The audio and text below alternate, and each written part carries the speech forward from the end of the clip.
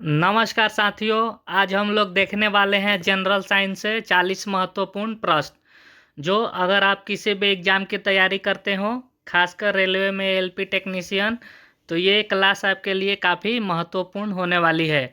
क्योंकि आप सभी को पता है कि रेलवे में जनरल साइंस से प्रश्नों की संख्या अधिक होने वाली है।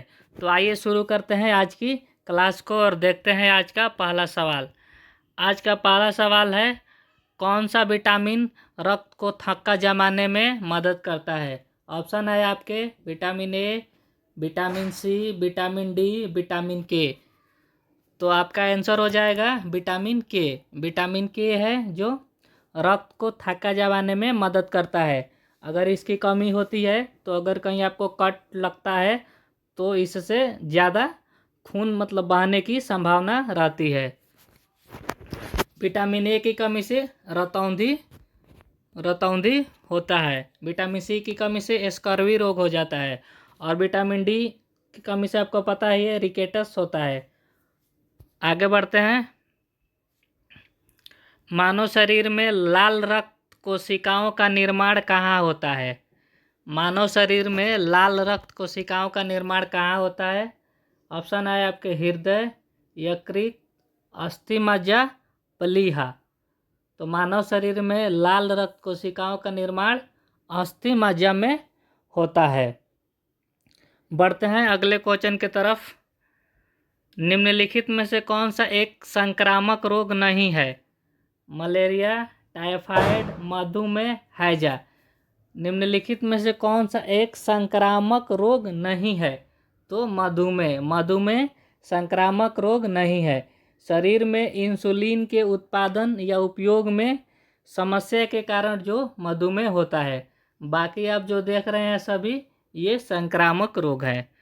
बढ़ते हैं अगले क्वेश्चन की तरफ। ध्वनि की तीव्रता किस में मापी जाती है? ध्वनि की तीव्रता किस में मापी जाती है? Decibel, hertz, metre, second. तो ध्वनि की तीव्रता डेसिबल में मापी जाती है। और मीटर में आप सभी को पता ही है लंबाई मापी जाती है। और समय सेकेंड में मापा जाता है। बढ़ते हैं अगले क्वेश्चन की तरफ। कौन सा उपकरण विद्युत ऊर्जा को यांत्रिक ऊर्जा में बदल देता है? जनित्र, मोटर, ट्रांसफर, बैटरी। कौन सा उपकरण विद्युत ऊर्जा को यांत्रिक ऊर्जा में बदल देता है? तो आपका आंसर हो जाएगा मोटर। मोटर जो है वो विद्युत ऊर्जा को यांत्रिक ऊर्जा में बदल देता है। बढ़ते हैं अगले क्वेश्चन की तरफ। कौन सा उपकरण यांत्रिक ऊर्जा को विद्युत ऊर्जा में बदल देता है? यहाँ यांत्रिक ऊर्जा को विद्युत ऊर्जा में बदलने के बारे में पूछ रहा है।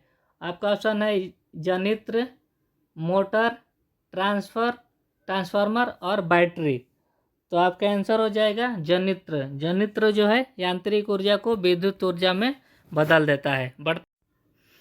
बढ़ते हैं अगले क्वेश्चन की तरफ। किस गैस को लाफिंग गैस कहा जाता है? Nitrogen, oxygen, nitrous oxide, carbon dioxide. तो किस गैस को लाफिंग गैस कहा जाता है? तो नाइट्रस ऑक्साइड को, जिसे N2O द्वारा प्रदर्शित करते हैं। बढ़ते हैं अगले क्वेश्चन की तरफ। पानी का क्वथनांक कितना होता है? 0 degree Celsius, 100 degree Celsius, 273 kelvin, 373 kelvin. तो पानी का क्वथनांक 100 डिग्री सेल्सियस होता है। देखते हैं अगला प्रश्न। निम्नलिखित में से कौन सा एक प्राकृतिक बहुलक है? Polythene, nylon, rubber, cellulose. प्राकृतिक बहुलक पूछ रहा है तो प्राकृतिक बहुलक सेलुलोज है। सेलुलोज एक प्राकृतिक बहुलक है जो पौधों की कोशिका भित्ति में पाया जाता है। बढ़ते हैं अगले क्वेश्चन की तरफ। किस अम्ल का उपयोग कार बैटरी में किया जाता है?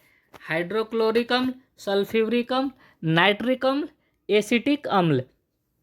तो सल्फ्यूरिक अम्ल का प्रयोग जो है कार की बैटरी में किया जाता है, जिसे H2SO4 द्वारा डिनोट किया जाता है। बढ़ते हैं अगले क्वेश्चन की तरफ। निम्नलिखित में से कौन सा एक सदिश राशि नहीं है? सदिश राशि नहीं है द्रव्यमान। द्रव्यमान जो है एक अदिश राशि है। बाकी विस्थापन, वेग, त्वरण जो है सदिश राशि है। तो आपका क्वेश्चन है कि कौन सा एक सदिश राशि नहीं है? तो आपका आंसर हो जाएगा द्रव्यमान। बढ़ते हैं अगले क्वेश्चन की तरफ। गुरुत्वाकर्षण का नियम किसने दिया था? Isaac Newton, Albert Einstein, Galileo Galilei, Nicholas Copernicus. तो गुरुत्वाकर्षण का नियम सर आइजक न्यूटन साहब ने दिया था। बढ़ते हैं अगले क्वेश्चन की तरफ। पृथ्वी का पलायन वेग कितना होता है? 11.2 किलोमीटर प्रति सेकेंड, 22.4 किलोमीटर प्रति सेकेंड, 33.6 किलोमीटर प्रति सेकेंड, 44.8 किलोमीटर प्रति सेकेंड। तो पृथ्वी का पलायन वेग जो होता है 11.2 किलोमीटर प्रति सेकेंड होता है। बढ़ते हैं अगले क्वेश्चन की तरफ। एक उत्तल लेंस किस प्रकार का प्रतिबिंब बनाता है? तो एक उत्तल लेंस हमेशा वास्तविक या आभासी वस्तु की स्थिति पर निर्भर करने वाला प्रतिबिंब बनाता है। तो आपका आंसर हो जाएगा सी। बढ़ते हैं अगले क्वेश्चन की तरफ। एक अवतल लेंस किस प्रकार का प्रतिबिंब बनाता है? तो एक अवतल लेंस हमेशा आभासी और सीधा प्रतिबिंब बनाता है, हमेशा आभासी और सीधा प्रतिबिंब बनाता है। बढ़ते हैं अगले क्वेश्चन की तरफ। प्रकाश का प्रकीर्णन क्या है?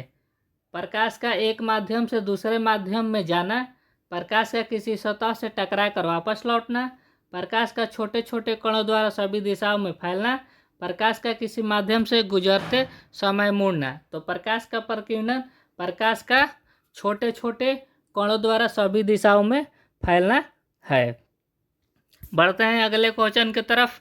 आकाश का रंग नीला क्यों दिखाई देता है? प्रकाश के परावर्तन के कारण, प्रकाश के अपवर्तन के कारण, प्रकाश के प्रकीर्णन के कारण, प्रकाश के अवशोषण के कारण। तो आकाश का रंग प्रकाश के प्रकीर्णन के कारण नीला दिखाई देता है। बढ़ते हैं अगले क्वेश्चन की तरफ। इंद्रधनुष कैसे बनता है? प्रकाश के परावर्तन के कारण, प्रकाश के अपवर्तन और परावर्तन के कारण, प्रकाश के प्रकीर्णन के कारण, प्रकाश के अवशोषण के कारण। तो इंद्रधनुष प्रकाश के अपवर्तन और परावर्तन के कारण बनता है। बढ़ते हैं अगले क्वेश्चन की तरफ। निम्नलिखित में से कौन सा एक विद्युत चुंबकीय तरंग नहीं है? प्रकाश तरंगे, रेडियो तरंगे, ध्वनि तरंगे और एक्सरे। तो कौन सा एक विद्युत चुंबकीय तरंग नहीं है? तो ध्वनि तरंगे। ध्वनि तरंगे विद्युत चुंबकीय तरंग नहीं है। बाकी सब आप जो देख रहे हैं प्रकाश तरंगे, रेडियो तरंगे और एक्सरे, ये सभी चुंबकीय तरंग है। बढ़ते हैं अगले क्वेश्चन की तरफ। सूर्य से पृथ्वी तक प्रकाश को पहुंचने में कितना समय लगता है? तो सूर्य से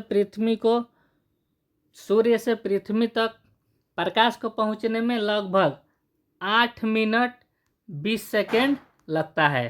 तो आपका आंसर हो जाएगा ये लगभग 8 मिनट। बढ़ते हैं अगले क्वेश्चन की तरफ। निम्नलिखित में से कौन सा कथन गलत है? ध्वनि निर्वात में यात्रा नहीं कर सकती है, प्रकाश निर्वात में यात्रा कर सकता है, ध्वनि की चाल प्रकाश की चाल से अधिक होती है, प्रकाश एक अनुप्रस्थ तरंग है। इसमें से पूछ रहा है कि कौन सा कथन गलत है? तो ध्वनि की चाल प्रकाश की चाल से अधिक होती है, ये कथन गलत है, क्योंकि ध्वनि की चाल जो है वो प्रकाश की चाल से कम होती है। बढ़ते हैं अगले क्वेश्चन की तरफ। किस तापमान पर सेल्सियस और फ़ारेनहाइट स्केल का मान जो है समान होता है? 0 degree, -40 degree, 100 degree, 212 degree.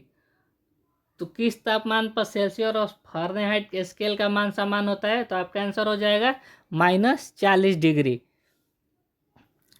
-40 degree या -40 डिग्री फ़ारेनहाइट। बढ़ते हैं अगले क्वेश्चन की तरफ। शुष्क बर्फ क्या है? शुष्क बर्फ क्या है? जमा हुआ पानी, ठोस कार्बन डाइऑक्साइड, ठोस नाइट्रोजन, ठोस ऑक्सीजन। तो शुष्क बर्फ ठोस कार्बन डाइऑक्साइड है। बढ़ते हैं अगले क्वेश्चन की तरफ। निम्नलिखित में से कौन सा एक ग्रीन हाउस गैस नहीं है? मीथेन, जल वाष्प, नाइट्रोजन, ओजोन। तो ये कौन सा एक ग्रीन हाउस गैस नहीं है? तो आपका आंसर हो जाएगा नाइट्रोजन। नाइट्रोजन एक ग्रीन हाउस गैस नहीं है। बाकी अब जो देख रहे हैं मीथेन, जल वाष्प और ओजोन, ये सभी ग्रीन हाउस गैसें हैं। बढ़ते हैं अगले क्वेश्चन की तरफ।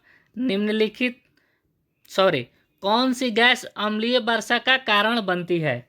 कौन सी गैस अम्लीय वर्षा का कारण बनती है? Carbon dioxide, sulphur dioxide, nitrogen, oxygen. तो इसका आंसर हो जाएगा सल्फर डाइऑक्साइड। देखते हैं अगला प्रश्न। पौधों में प्रकाश संश्लेषण के लिए कौन सा वर्णक आवश्यक है? Chlorophyll, carotenoid, anthocyanin, phycocobilin. तो पौधों में प्रकाश संश्लेषण के लिए जो वर्णक आवश्यक है वह है क्लोरोफिल। देखते हैं अगला प्रश्न। मानव शरीर में सबसे छोटी हड्डी कौन सी है? Stapes, femur, humerus, tibia. तो मानव शरीर की सबसे छोटी हड्डी जो है स्टेपिज है, जो मध्य कान में होती है। ह्यूमरस के बारे में जान लेते हैं। तो ये ऊपरी भुजा की सबसे लंबी हड्डी है। फीमर जांग की हड्डी है और टिबिया जो है वो पिंडली की हड्डी है। बढ़ते हैं अगले क्वेश्चन की तरफ। मानव हृदय में कितने कक्ष होते हैं? मानव हृदय में कितने कक्ष होते हैं? 2, 3, 4, 5। तो मानव हृदय में 4 कक्ष होते हैं, 2 आलिंद और 2 निलय। बढ़ते हैं अगले क्वेश्चन की तरफ। कौन सा रक्त समूह सार्वभौमिक दाता कहलाता है? ए, बी, ए बी, ओ। सार्वभौमिक दाता मतलब कि डोनर। तो ओ पॉजिटिव जो होता है वो सार्वभौमिक दाता कहलाता है। बढ़ते हैं अगले क्वेश्चन की तरफ। कौन सा रक्त समूह सार्वभौमिक ग्राही कहलाता है? A B O. तो सार्वभौमिक ग्राही जो है वो ए बी है, ए बी कहलाता है। बढ़ते हैं अगले क्वेश्चन की तरफ। निम्नलिखित में से कौन सा एक जीवाश्म ईंधन नहीं है? निम्नलिखित में से कौन सा एक जीवाश्म ईंधन नहीं है? कोयला, पेट्रोलियम, प्राकृतिक गैस, यूरेनियम। तो यूरेनियम जो है यह जीवाश्म ईंधन नहीं है। यूरेनियम एक रेडियोधर्मी तत्व है जिसका उपयोग परमाणु ऊर्जा उत्पादन में किया जाता है। बाकी आप जो देख रहे हैं कोयला, पेट्रोलियम, प्राकृतिक गैस, ये सभी जीवाश्म ईंधन हैं। बढ़ते हैं अगले क्वेश्चन की तरफ। कौन सी गैस ग्लोबल वार्मिंग के लिए सबसे अधिक जिम्मेदार है? कौन सी गैस ग्लोबल वार्मिंग के लिए सबसे अधिक जिम्मेदार है? Carbon dioxide, methane, nitrous oxide, जल वाष्प। तो ग्लोबल वार्मिंग के लिए सबसे अधिक कोई गैस जिम्मेदार है तो वह है कार्बन डाइऑक्साइड। बढ़ते हैं अगले क्वेश्चन की तरफ। पृथ्वी की ओजोन परत किस मंडल में पाई जाती है? पृथ्वी की ओजोन मंडल किस परत में पाई जाती है? क्षोभ मंडल, समताप मंडल, मध्य मंडल, आयन मंडल। तो पृथ्वी की जो ओजोन परत है वो समताप मंडल में पाई जाती है। बढ़ते हैं। निम्नलिखित में से कौन सा एक वायु प्रदूषण का प्राकृतिक स्रोत है? वायु प्रदूषण का प्राकृतिक स्रोत है ज्वालामुखी विस्फोट, वाहनों का धुआं, औद्योगिक उत्सर्जन, कृषि गतिविधियाँ। तो वायु का प्रदूषक प्राकृतिक स्रोत जो है ज्वालामुखी विस्फोट है। ज्वालामुखी विस्फोट वायु प्रदूषण का एक प्राकृतिक स्रोत माना जाता है। बढ़ते हैं अगले क्वेश्चन की तरफ। कौन सा रोग दूषित भोजन से फैलता है? कौन सा रोग है जो दूषित भोजन से फैलता है? मलेरिया, टाइफाइड, हैजा, क्षय रोग।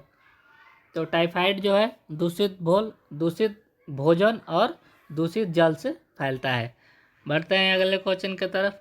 कौन सा जीव मिट्टी की उर्वरता को बढ़ाता है? तो आपका आंसर हो जाएगा केंचुआ। केंचुआ जो है मिट्टी के उर्वरता को बढ़ाता है। बढ़ते हैं अगले क्वेश्चन की तरफ। निम्नलिखित में से कौन सा एक उड़ान रहित पक्षी है? कबूतर, गौरैया, शुतुरमुर्ग, तोता। उड़ान रहित पक्षी है मतलब पूछ रहा है कि कौन से जो इसमें से पक्षी है जो उड़ नहीं सकती है। तो आपका आंसर हो जाएगा शुतुरमुर्ग। पढ़ते हैं अगले क्वेश्चन की तरफ। कौन सा जानवर अंडे देता है और स्तनधारी भी है? पूछ रहा है कि कौन सा जानवर जो अंडा भी देता है और स्तनधारी भी है। आपका ऑप्शन है मुर्गी, प्लेटिपस, कंगारू, चमगादड़। तो आपका आंसर होगा प्लेटिपस। प्लेटिपस एक अंडा देने वाला स्तनधारी जानवर है। बढ़ते हैं अगले क्वेश्चन की तरफ। निम्नलिखित में से कौन सा एक ठंडे रक्त वाला जानवर है? ठंडे रक्त वाला जानवर है। मनुष्य, कुत्ता, छिपकली, पक्षी। ठंडे रक्त वाला जानवर छिपकली है, जिसका अर्थ है उसके शरीर का तापमान पर्यावरण के तापमान के अनुसार बदलता रहता है। बढ़ते हैं अगले क्वेश्चन की तरफ। कौन सा पौधा कीटभक्षी है? कौन सा पौधा कीटभक्षी है, जो आज का अंतिम सवाल भी है। गुलाब, कमल, घटपर्णी, सूरजमुखी। तो आपका आंसर हो जाएगा घटपर्णी। घटपर्णी एक कीटभक्षी पौधा है जो कीटों को फंसाकर उनका पाचन करता है। तो आज के क्लास को यहीं समाप्त करते हैं और मिलते हैं फिर एक नए वीडियो के साथ।